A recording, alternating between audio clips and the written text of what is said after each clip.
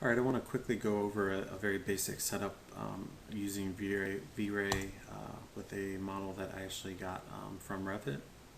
So if I open up my file here and show you guys what I've got, I brought this in from Revit, and what I did was I brought it in through the linking panel, and I just grouped it by materials, and then I bound my object in 3ds Max, and then I ran a multi-converter on it, which you can actually get online on ScriptSpot.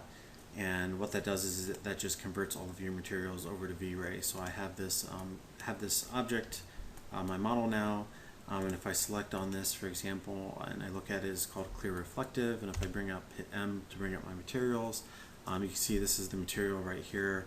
Or if I click the eyedropper and click on a different, that's my standing seam roof. But if I click on the pick object and click on that object I have selected, it's the clear reflective material. And if I start to change the color of this, you can see that changes here in my scene file. So this is the file that I'm going to be working with, and I'm just going to do a very basic kind of setup right now with this for exterior lighting in V-Ray. What I'm going to do is I'm actually going to save this with that color change to it, and I'm going to go to reset and go to a fresh Max file. Just because when you import stuff from Revit, typically you get the lighting system and other stuff with it, and I want a perfectly clean Max file. Then what I'm going to do is I'm going to go to References and XREF Scene, and I want to hit Add, and I want to select that building file, hit Open, and I want to make sure I'm not bringing any lights, cameras from that file into my scene. So I just want, essentially just the geometry from it. And if I turn it, on and off, you can see it's popping on and off on my screen there. And if I go here, you can see the object is here on my screen, but I can't select it, I can't make any modifications to it. If I go to my material browser, I can't do any modifications here. That's because everything's in that separate file, and the only thing that's here is essentially a reference to that file. So I have to make all my material changes and everything else in that other file, and this file is basically just going to be my file where I'm doing my lighting and my camera. So if I go to top view by hitting T on the keyboard, Z for zoom, F3 to turn it into wireframe, I'm going to go to my cameras here, go down to V-Ray, and put in a V-Ray physical camera. I usually like a little more extreme perspective. I'm usually lowering my f-stop down to a lower number, and I'm usually also cutting my shutter speed in half. I switch my white balance to pure white under my custom, and I turn off my vignetting so that there's no vignetting on the corners. You click, you drag, and where you're dragging to is where your target is, and where you first click is where your camera is. So then if I look at my camera here, you can see I'm kind of floating there in the corner, and I actually want to grab the target. And what's nice, since there's no geometry kind of there, I can easily select the target and grab it to where I want to. Select my camera, hit C for my camera view, and then I'm gonna put a guess vertical correction on that. So let's just say this is my view. Maybe I rotate this around a little bit so it's not quite as a just elevational view, and I think it's a little closer, and then I'll hit my guess vert again. Maybe I'll drop it down a little bit lower, grab my target, move this up so I get some more extreme perspective here, and again hit guess vertical. So okay, this is my final view that I'm kind of happy with, and I'll just go with it for right now. Next thing I want to do is come in here and just drop in my sun, which again I'll switch on create light and switch it to V-Ray. I'm going to do V-Ray sun. For my purposes, we'll just say that north is on the left side over here, so we have east, south, and west. So I'll do my sun coming from this side over here. I want to automatically create an environment in my sky map. I'll switch to my front view just so I can hit W on my keyboard. So I hit F for front view, Z for zoom, and then W for move, and then I'm going to move this guy up just into position, something like that.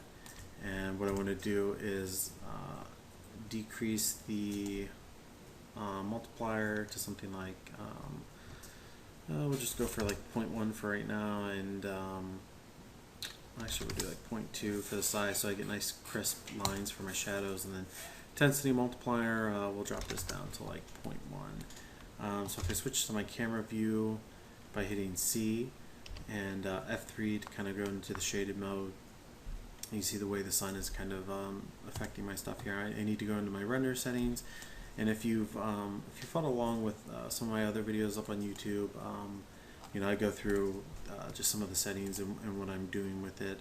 So I'm just going to quickly go through here, switch it over to adaptive DMC. I'm just running previews. I'll lower this value here. I'm going to turn my environment on and make sure it's pure white. For my color mapping, I want to make sure my subpixel mapping is on, my clamp out value is on. I'm just going to leave it on linear multiply for now. Turn on my GI, switch to light cache. I want to show my calculation, turn it to very low. We'll turn these values up though much higher so it's more refined.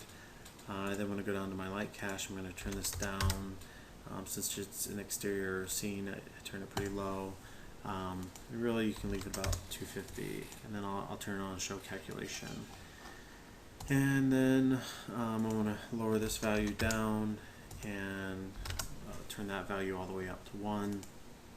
And then lastly, I'll just turn up my memory limit here a little bit, and I'll turn this value down. I usually like to use 32, and I kind of explain or talk about it just a little bit more. I don't go into full details in my other video, but those are basically the settings that I'm using for most of my stuff. And then as I need to increase quality, I just turn this number up as needed. But for right now, since this is just kind of a super low preview, I'm just going to render it out at 1. What I want to do now is I want to come in, and the first thing that you're going to do is you want to make sure that your material override is on, and you want a pure white material in there. So we can just call this white. And with that white material in there, when I go to hit render here, it's basically showing me what's going on with my material. And if I right click here and hold my right click, it gives me my values for the red, green, and blue, and as I move around you can actually see the different values. So the goal here is to get my lighting on my model for my materials to be pure white. Now one of the things I have to do is I have to come into my V-Ray tab, come down to my GI environment, and if I actually pull this up, I had a V-Ray sky that I automatically created when I dropped in my sun. So I'm going to click and drag this over here and make an instance of this, and I'm going to just call this sky. And then I'm going to click and drag, and when I click and drag, it makes a copy of it. You can see there's no chamfers here, so it's not active anywhere, and I'm just going to call this GI. And then I'm going to click and make this an instance in my GI panel here. I then want to I'm going to close out of here, and I'm going to close out of here, because now I'm going to control everything from my material browser. And if I go into top view, zoom, what I'll do is I'll turn it on to the manual mode, and I want to make sure I link it to my sun. Again, I'll turn on the manual mode for my sky and link that to my sun. But then I want to turn my intensity down to like 0.2 and 0.2 for each of those. I'll go back to my camera view, and what I'm going to do is I'll make a clone of this just so you guys can see the difference when I hit render here. And you can see my GI value is now affecting everything a lot more, and you can see even my sky is different because it's now linked to my sun. So what I want to do is I want to come into my GI value, and I'm going to really turn that down to like 0.1 to matching the sun. I'll click render again. You can see that's much better. I don't have any of that weird kind of blue haze there. It's basically just a pure white. You know, and my shadows are, if I go down even lower, say to like 0.02 and hit render, you can see my shadows and the overall brightness of it. You know, the shadows are much darker, the overall brightness is much darker. So, you know, I think I'll just match the sun at 0.1 in terms for the GI. And then for the sky, you know, I could always turn this up a little bit more if I wanted my sky to be really, really bright. Maybe that's the effect I'm going for, but again, I typically like to be somewhere near to what my value is for the sun. I think 0.1 is a little bit dark in this situation, so I think I'll leave it at that original value of just kind of 0.2 here, just because I kind of like the overall brightness of the sky there. And what's nice is if I go into my view here and close out of this stuff, go into my front view, if I grab my sun and I really drop it down to like a sunset here, you can see the color value changing on my model. When I hit C to go back in my camera and I hit render, because I have that stuff linked to my sun, when I go to render it out, because I've dropped my sun down, the sky automatically updates, all that stuff automatically updates for me. If I click and I drag my sun over to here and I go into camera and I click on render again, you can see the sun is now visible in my view, and all that's kind of updating because I have linked that stuff to my sun. So that is a really kind of critical thing to do, or to make sure that you do, is to link that stuff when you're setting up your GI and your sky values. So that's basically it for the basic lighting on my exterior file. If I then go into turn off my override material, once I get it to that white base, what I can do is then click render and start to work with my scene and materials, and getting them to look as they need to look in my file. And if I needed to, let's say I have my white material on and I'm rendering this out and it has like a purple hue to it, or even if I say I switch back into my front view, I'll drop my sun back down, come to here, hit render. You can see that one, it's kind of dark, so bring it up a little bit, and I'm gonna crank my intensity to like 0.3, hit render, just so you can see that my values here are not pure white. I'm getting some weird kind of coloration to it.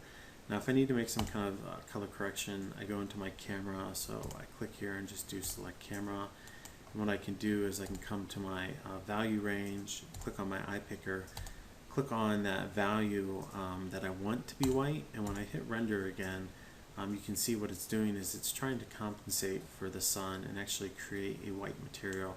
Now it's going to be difficult the further you are away from white here. You can see there's quite a bit of difference between the two. So you might even have to come into your sun and add a filter color in on your sun, just to get it a little bit closer in terms of what's going on and how things are looking in your file.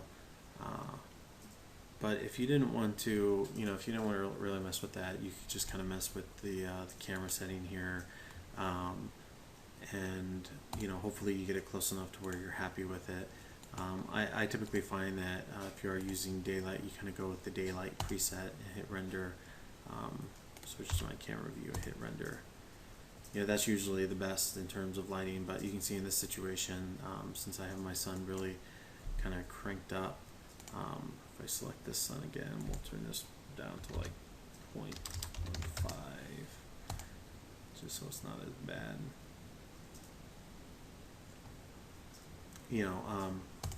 That's basically how you're going to deal with correcting if you have some weird coloration stuff going on. You can kind of come in here and try and grab some of this custom color stuff. But like I said, the further you are away from white, the kind of harder it's going to be to get it to that pure white. You can see this has quite a bit of blue in it. So you can play around with that and kind of get it to be where you need it to be. But the closer you are to white, the closer your materials will look the way they should look when you go to set them up and go to get your stuff in here.